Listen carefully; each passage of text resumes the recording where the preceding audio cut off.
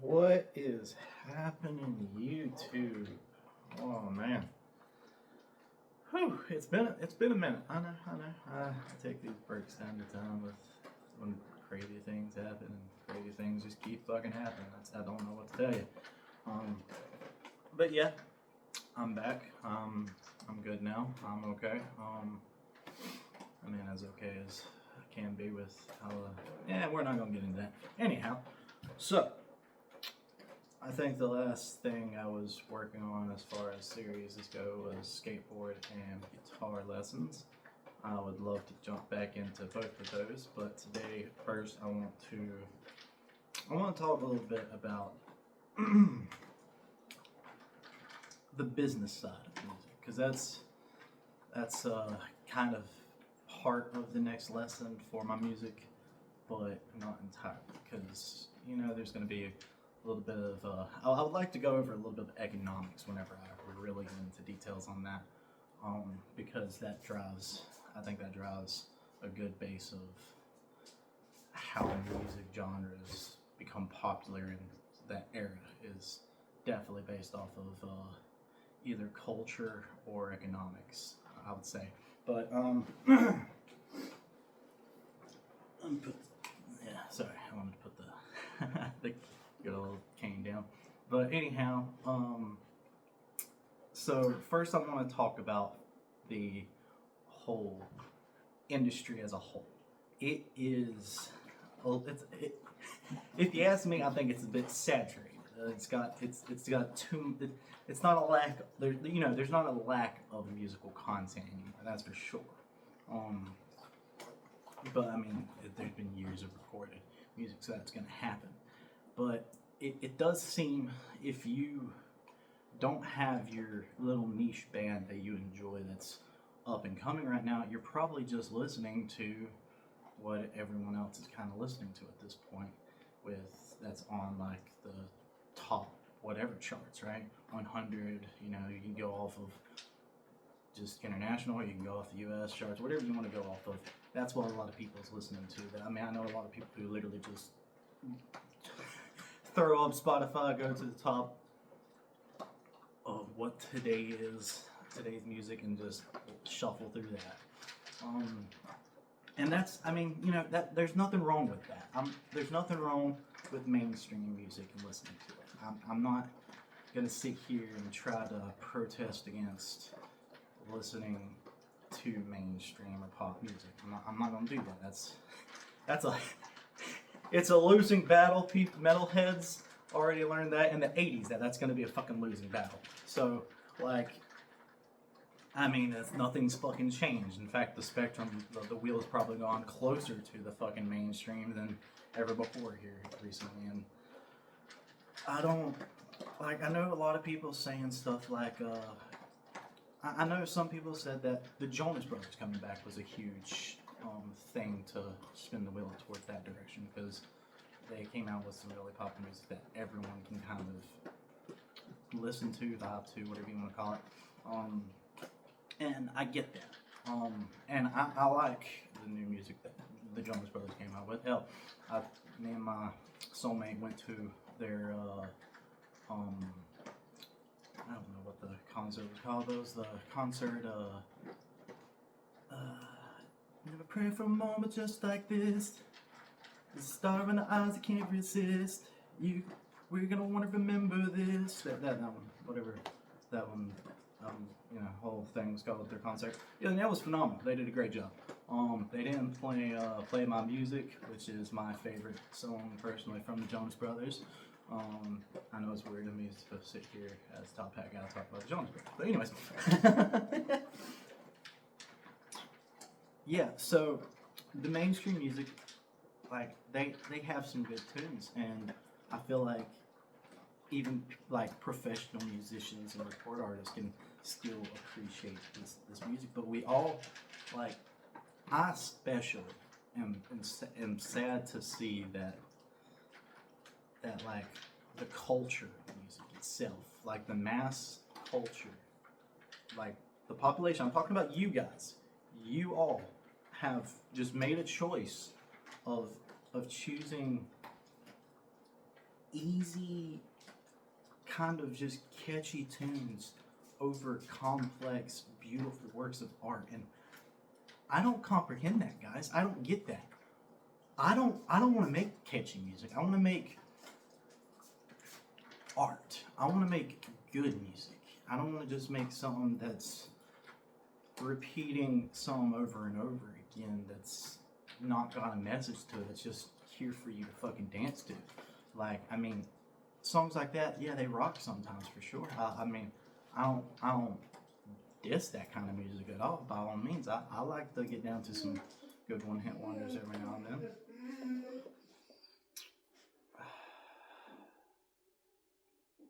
Sorry, Elsa's whining. Give me just a second, y'all. I gotta take care of this. I'll be right back. Sorry about that. So, anyways, as we were, yeah. So I'm just I'm confused, really, because like it really seemed like in the '70s that the era was gonna go closer to appreciating more of the complexity of the instruments, and then it just kind of did. And like, I mean, sure, we got musicians and artists like Michael Jackson and Prince and all those through the ages that kind of came up and at least did some really complex or really creative things in the music industry, and for that, that's awesome. And I have so much mixed opinions on Michael Jackson because of the whole Paul McCartney situation there. But that's just because I'm a huge Beatles fan, and I don't know, the music. But I think that situation actually comes really close to a good example of this topic, actually, though. If you're not aware,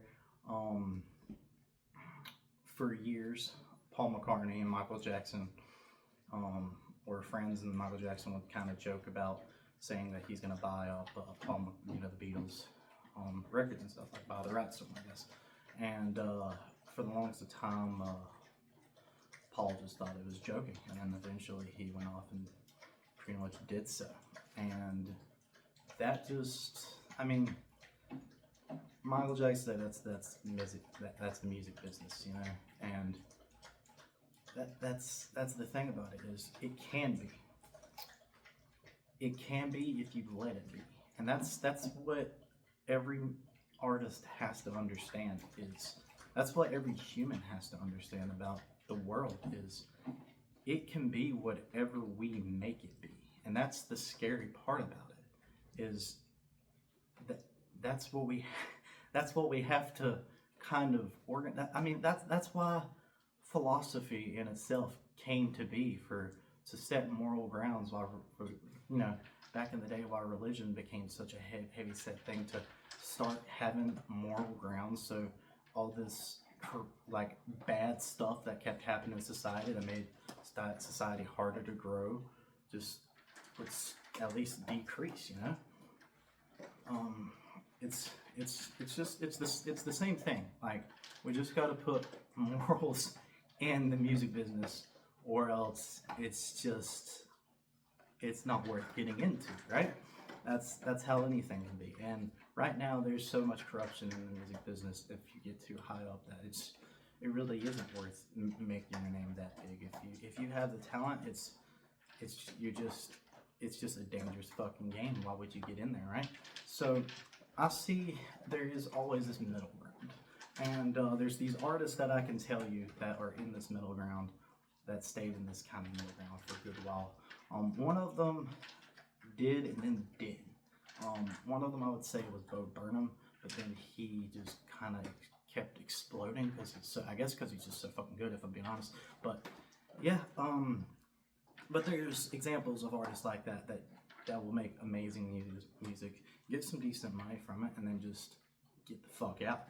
They don't stay in the spotlight, because the spotlight is fucking just disgusting in the first place. And I mean, there's certain personalities that the music industry attract, of course. You know, there's certain people who have that inflated self, that they want their ego to go out there and be examined by everybody. They have to be the center of attention. And I mean, there's some musicians that are great that are like that because they're like that, and it, the music industry kind of creates these kind of things, and that's why I want to talk about this before you really get set into it, because the next um, actual musical lesson is going to be solely about how you market your music, because I feel like that's a big, the entrepreneur step in music is a huge part of it, because nobody wants to be out here performing until they get recognized. Not in today's society. You can just do that your fucking self if you know how to. And I'm going to teach you how. And I know I'm probably sitting here like, well, how are you going to teach us how if you're not out there? Well, that's because luck, baby. That's a big fucking part of it. But like, you can control luck. I'm not trying to right now. I'm not trying to get too big into the game. I'm fucking disgusted by it. Like, I've had several opportunities where I feel like I could have probably seized the moment and been like, you know what, no. And I mean, there's several. Hell, back whenever I auditioned for American Idol, that could have been one. I've had several emails and opportunities where I could do open calls for The Voice, and I haven't. Like, I know I have the confidence, and I have the talent. I know I have the talent. Whether y'all think I have the talent or not is beyond it, because if I get into the recording production and just get out whatever I want to, y'all, I mean, it's there, guys. It's fucking there. But it does come down to y'all regardless, and that's the scary thing about it, is I can create a fucking masterpiece, but y'all can still fucking shit on it and not listen to it. And that's what it comes down to in the music industry, and that's what I'm gonna kind of teach: playing for your audience without pandering, because there is a difference. If you can totally just get money by pandering, obviously, but if you pander, I mean, a lot of people's getting really old about being pandered to, if I'm being honest. I know I fucking am. That's pissed me off. But I mean, hell, the 2010s country music, that's kind of all they fucking did, if I'm being honest. Just about. And that's why you'll see people argue about today's country and classic country. And that debate's probably going to go on for a good while. But like, at this point, more people are on the classic country side, because why wouldn't you? I mean, it's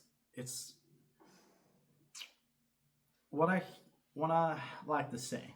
Well, and this is just my personal opinion here. This is completely opinionated. We're going away from the facts for a moment, and I'm just gonna say, in my own personal opinion, bluegrass is today's classic country music.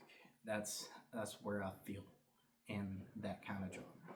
And me personally, I'm okay with it, but I know a lot of people who are really heartbroken if that is the case, and a lot of people would probably agree that is the case. Again, there's still several really good country music artists that I listen to that's really popular today. Morgan Wallen is definitely one of them.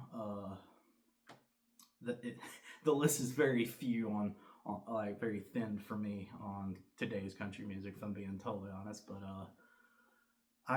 I really appreciated that a while back. Post Malone got in there and started doing it, and actually just honestly killed it. I appreciated it. Like, and I feel like country and rap does mix pretty decently well. I mean, hell, one of my favorite I mean, it still probably be considered more bluegrass than anything, is the bluegrass kind of, or the country like remix of Gin and Juice. If you know it, you know it. If you don't, well, I'm sorry that you don't know that beautiful masterwork piece of art. But yeah, so the music industry, though, y'all, it has like anything. I would say it has levels to it. You could like explode by making a new type of sound that no one's really heard before, and people just instantly love it, like Billie Eilish did. That's an artist that I would definitely say kind of came out and just exploded due to being her, like making her own music, not like anyone else's. and that's so respectful. I haven't really listened to a lot of her, but I did listen to what came on the radio, and I was like, wow, this does seem kind of different. It's like a female approach to, like, I felt like if Trent Reznor was a female in today's age, this is the type of music he would have fucking made. Rather than, you know, him being the age he is now. And you know what I'm getting. You know what I mean by that analogy. But anyways, so I feel that there is still room for music to evolve. I thought it was gonna go into the electrical music direction, but it's kind of straight.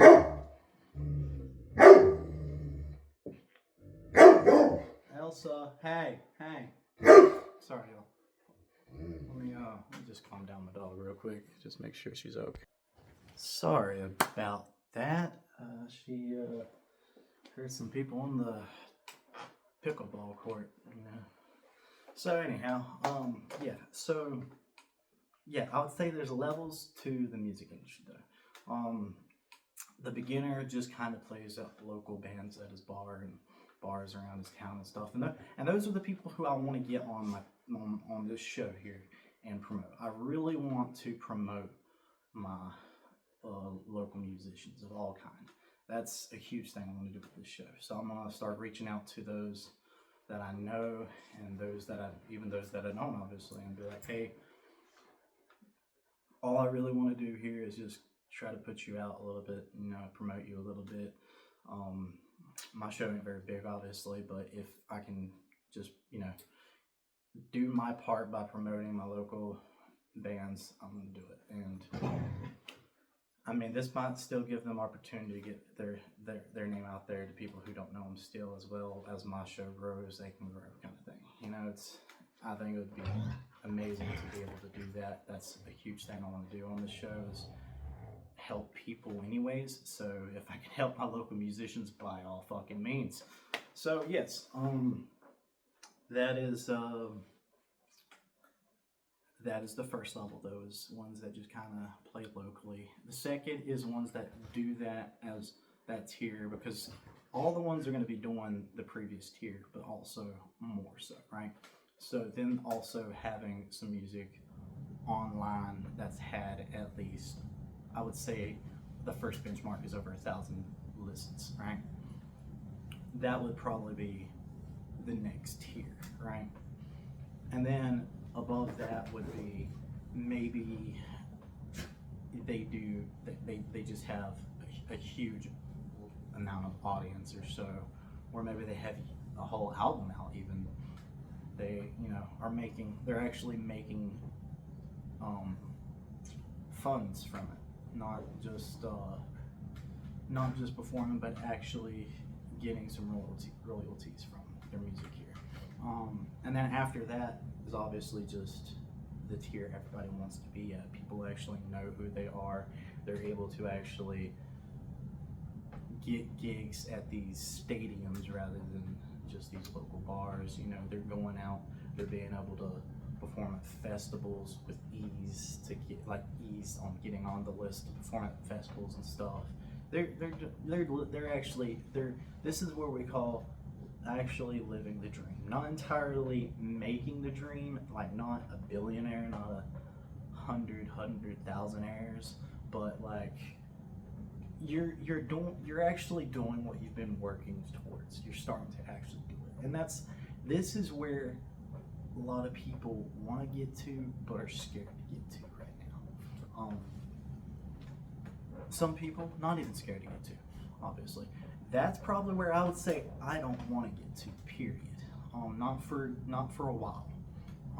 And my reasoning is, I don't know how many people I can actually reach just interacting with them in person if I'm that well known, and actually be able to influence them on just things. Like I don't think I can philosophize with, you know, talk philosophy with anybody if I'm hugely well known. You know, they're gonna be too starstruck, I would assume, because people get fucking starstruck. Like I've you know, I've been to several concerts. I've seen it. I don't personally get it. I don't really know why. I thought I would with David Traitman for one, but it was more of like, you know, being like, it was more of a momentary thing rather than a person thing. I was in the moment at a Disturbed concert, not I was meeting David Traitman kind of thing. You know what I mean? So, and that's not just, you know, anything against David Traitman by all means. That's just, I thought I would be starstruck. Which, I mean, if I met Paul McCartney or Ringo Starr, I'm sure I probably would be, because that's a whole different ball game. But like, I would still be able to be professional, I feel like, because I mean, hell, one day I would love to like perform a song with both of them. Like, that is a huge dream of mine to be able to do, and I have the song completely written. These are the perfect time to do it. Paul, Sir Paul, and Ringo, I'm telling you what, we should do this. But whether that ever happens or not, it's okay. I'll live nonetheless, being okay with it. But yeah, the music industry though is like, if I know you would think it's not scary if you got to that position, because you're not scared on stage. You know, you've already overcome that confidence. But there's something to realize that you have to really be mentally understanding about before, like, I think the Britney Spears is the best case example for understanding the power of starstruck. Really understand how it can be. And I mean, I know some people urge to be like that too, and that goes to your character. Some people were literally just made to be this famous and known, and because they're just they have that drive to want to be that known and famous. I don't necessarily think everyone that's famous like that has that kind of ego to them, but I know some do, and that's why they made it that big. So yeah, that I think I've pretty much got through everything that I wanted to prepare y'all for before talking about this though, and like the actual lesson in this. The whole scope I want to just get through here is, if you're in it to actually make it, like if you really are in it for the game, for the music game, it's very important to understand the board and the levels of the game, because there's multiple games being played. There's multiple genres. Each genre kind of has a subsequent game, but that's kind of crossed over multiple times. So, you know, there's some to get into that. And I don't, you know, I'm not necessarily in the game, so I can't tell you the exact position of it, but I can look at it and be like, okay, at least understand this moving pieces to it. So I'm gonna at least tell y'all about that. Anyways, sorry for the ums. I have a terrible tendency of doing that sometimes. I appreciate y'all joining the good old Top Hat Guy show today. This one was a long one, but I was very passionate about the subject, so I don't care for it to be this long. I had a lot to say, and I honestly still do, but I gotta save some for the actual lesson itself. I want y'all to be prepared that there's multiple levels to, like, just like fame to any type of thing, right? And if you really want to get that kind of fame, you gotta understand the pressure of just paparazzi, pretty much. So there's that. Thank you so much for joining me today, and I will see you for the next one. Thank you so much.